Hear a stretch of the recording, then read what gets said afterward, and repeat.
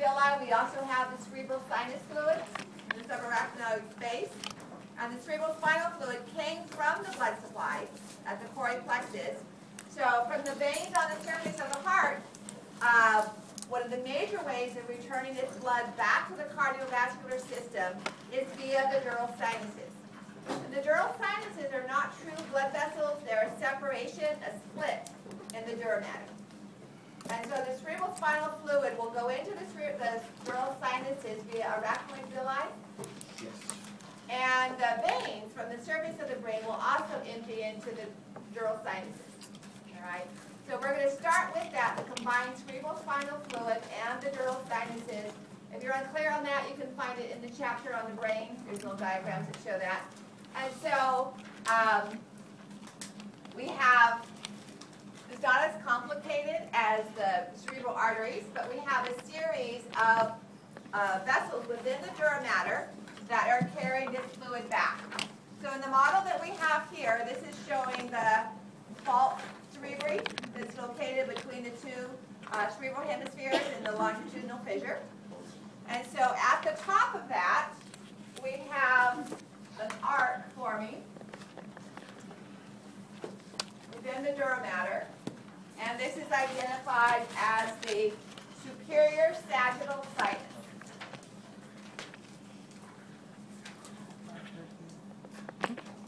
So it's going to run right over the longitudinal fissure within the dura mater.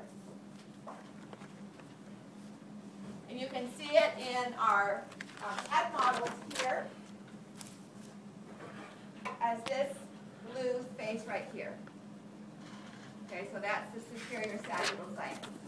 In the inferior aspect of the dura mater, we have the inferior sagittal sinus. Now the dura mater is not shown here, but it's going to follow the corpus callosum within the dura mater.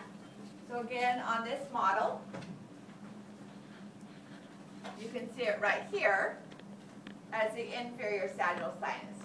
It's not as long or as large as the superior sagittal sinus. And blood is flowing from anterior to posterior.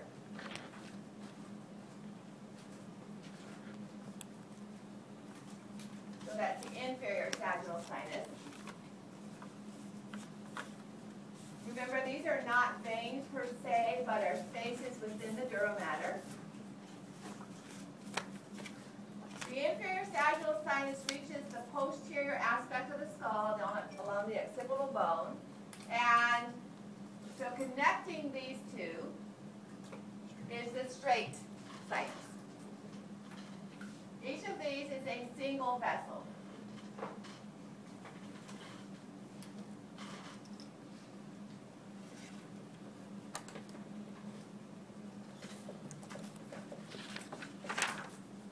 Now passing longitudinally along the occipital bone, left to right, you can see two transverse sinuses, and those are shown in this model here, where the tentorium cerebelli has been cut. It would be along the edge right here, and you can actually see grooves in the bone about the width of my little finger where those are located. And those are going to be both on the right side and on the left. So those are transverse sinuses.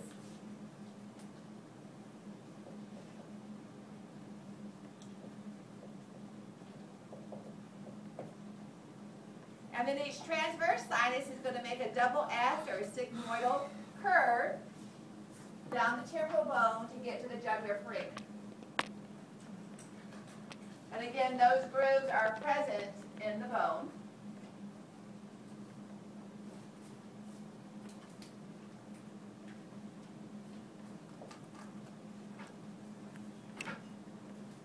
And remember what letter I want to start with here.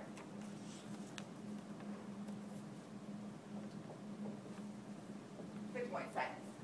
And then right here would be the jugular foramen.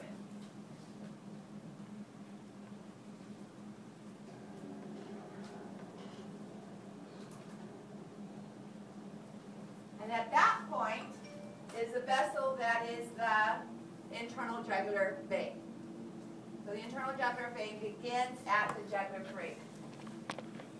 There are also sinuses anterior. If we look at this pattern here, we have the cavernous sinuses. We're not going to worry about those. But the reason I show this diagram is that one. We're going to be talking about the drainage of the face. So remember the facial vein? We have the facial artery. The facial vein at the nose and with the ophthalmic vein creates an area known as the dangerous triangle. Because there are no valves going back through the nasal area, so high pressure can push blood back into that direction. So if you pop pimples in this area, there is the possibility of pushing that bacterial matter back into the skull, into the brain tissue. So that's why you wanted to avoid picking pimples or popping them in that area, or any infection of that area can be a danger because it can get into the brain tissue through those valveless vessels between the nose and the brain. All right, so if we were to follow then a flow of blood, you would go superior sagittal sinus to transverse sinus to sigmoid sinus to internal jugular vein. If you started out with the inferior sagittal sinus, then you would have to include the straight sinus. All right? So superior sagittal sinus to transverse, or inferior sagittal sinus to straight, and then transverse. Otherwise, the rest of it after that would be the same. Sigmoid jugular. And it's a sigmoid. And then right here, we began the internal jugular vein. So that's what I'm going to draw up here next.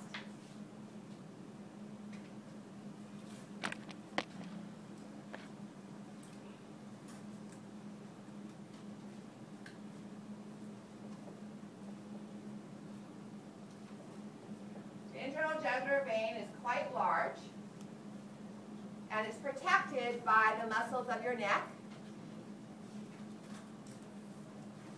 It is going to join with the subclavian vein,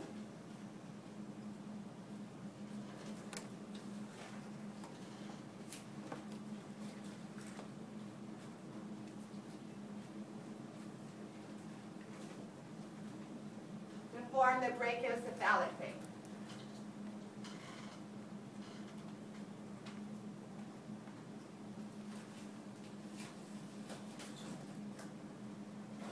We have two brachiocephalic veins in the venous system. Remember, in our arterial system, we only had one. The right brachiocephalic vein is shorter than the left. Anybody know why? The what? I'm sorry. Something is resorbed. No? The heart sits slightly to the left of center.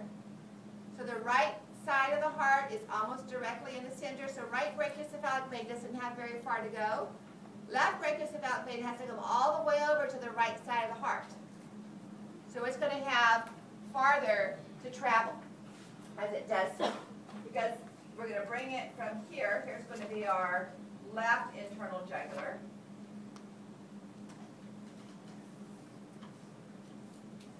We got it a little bit higher.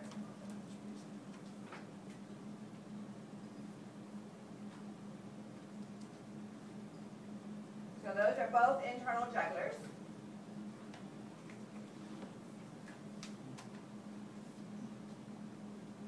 And so these are both brachiocephalics.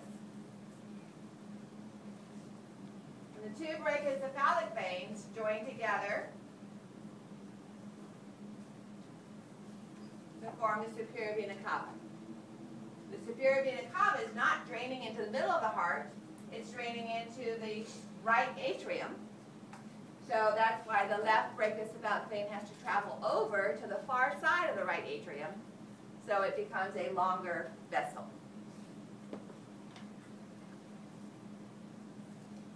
Now, when we talked about the carotids, the common carotid artery divided to form the external carotid artery and the internal carotid artery. With our jugulars, we have an internal jugular and we have an external jugular, but no common jugular. Okay, the external jugular drains directly into the subclavian vein.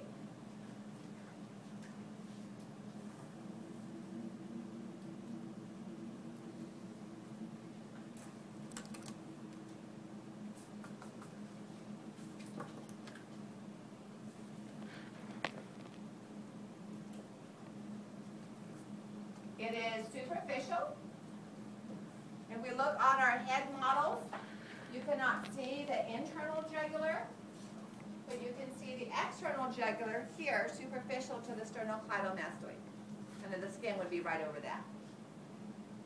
So the internal jugular is traveling with our internal carotid and common carotid arteries and are more protected by the muscle.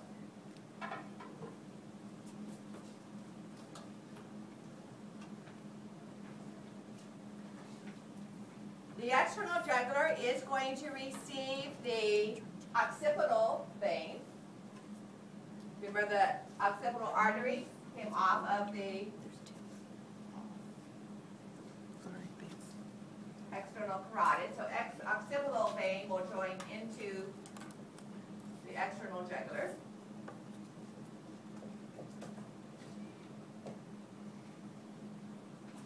And the superficial temporal veins and maxillary veins will come into the external jugular. I'm not going to draw them in because that's going to mess up me confusing with the components over there, but I'll draw it over here. So just the external jugular here. Occipital draining in. Superficial temporal, forming it, and maxillary, draining in as well.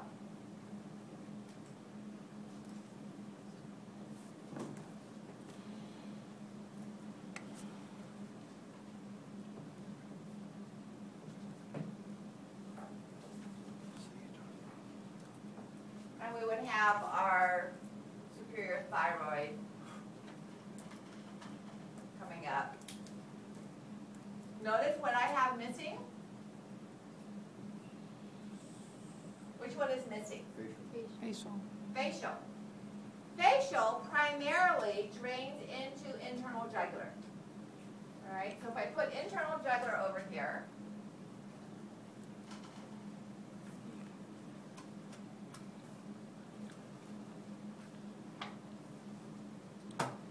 facial will drain into that.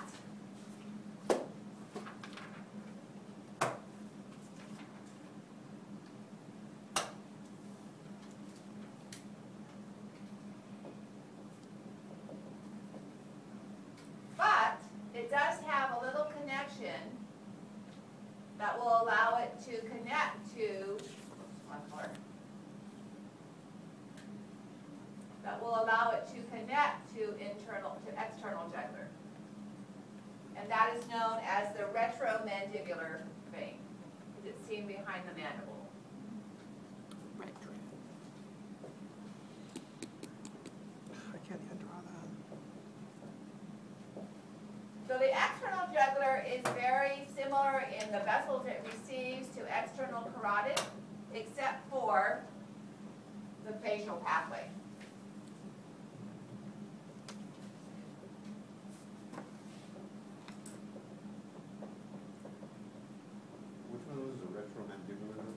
Retromandibular is this one right here.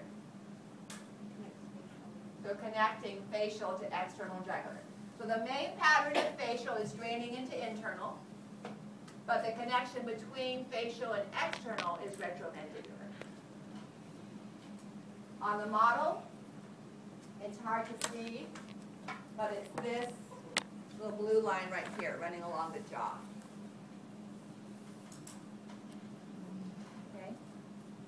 So internal is hidden, but this little blue line is kind of connecting facial between external and internal.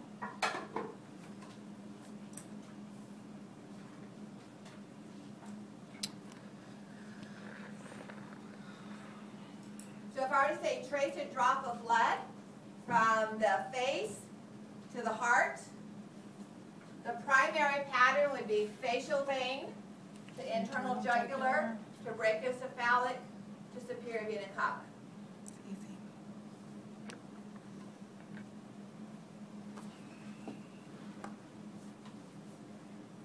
Now remember the vertebral arteries? We have vertebral veins as well. And the vertebral veins are going to come into between, into the back of the subclavian, between internal and external jugular.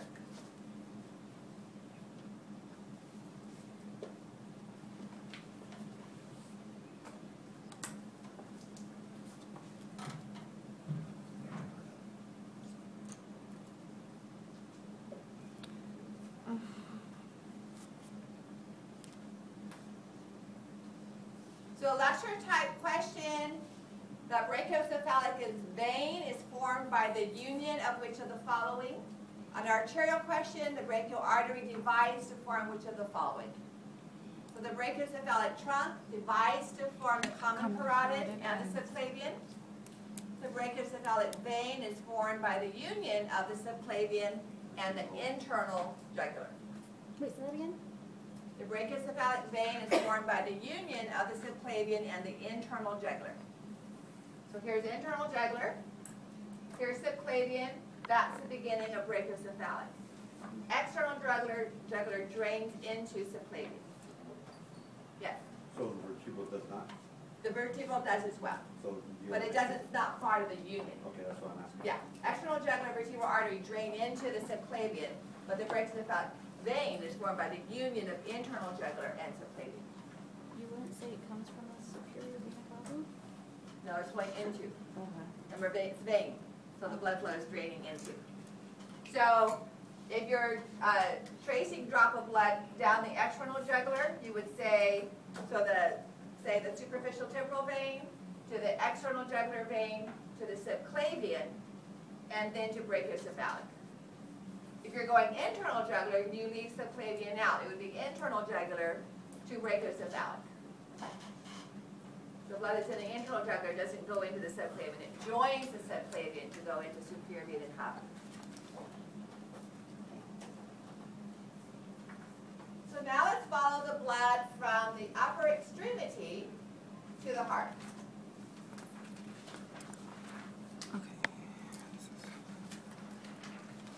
So on this view, there's a lot going on because, as you can see looking over at the upper limb model on the counter, we have a lot more veins than we have arteries.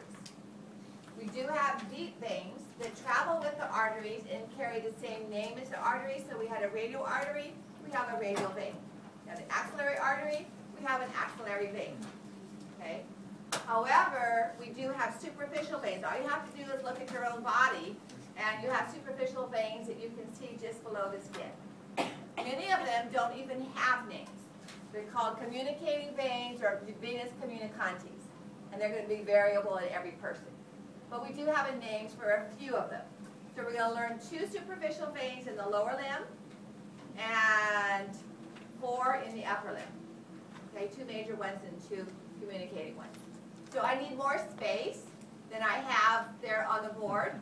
So if you don't mind, I'm going to erase those images and redraw the subclavian artery up higher to the top of the whiteboard. Can you wait 1 minute? Sure, Thanks. that's why I'm warning you.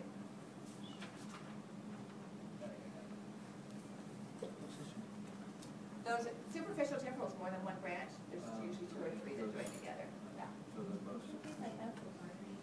Sure. You would say what are the branches of the brachiocephalic? What would be we have all of Okay. Because we only have one brachiocephalic So is artery. this external the jugular brachiocephalic trunk. over here too? So the branches of the brachiocephalic trunk as an artery would be only 2, the common carotid and the subclavian. Then the common carotid would divide into